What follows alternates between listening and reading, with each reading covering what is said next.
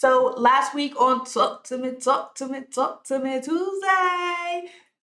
we talked about triggers. Now I want to do a part two, speaking a little bit more in depth about triggers because many people may feel like triggers are a sign that you're weak, but they're really not.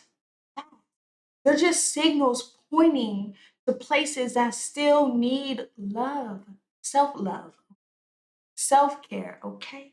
Compassion, grace. It needs a little bit of honor. Give honor where it's due because that version of you once was the version that you needed.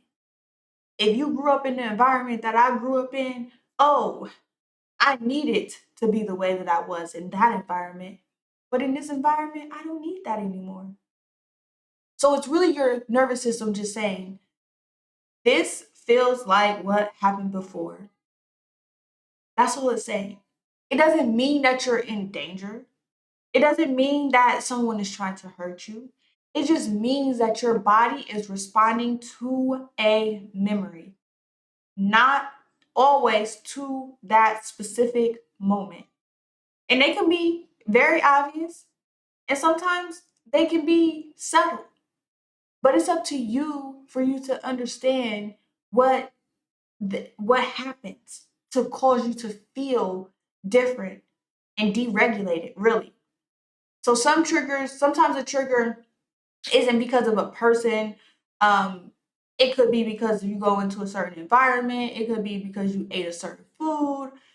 It could be a lot of different things. And it could also just be a warning that you're still attached to something that no longer serves you, which is why you're triggered. Because your body also may show up in a way that says, I don't need this anymore. So I'm starting to respond that my body is actually rejecting what I'm trying to do. So triggers can show up in so many different ways. It's not only traumatic experiences that make triggers show up. So instead of just judging your reactions, try to be curious. Notice the patterns, notice your emotions, notice what makes you feel differently.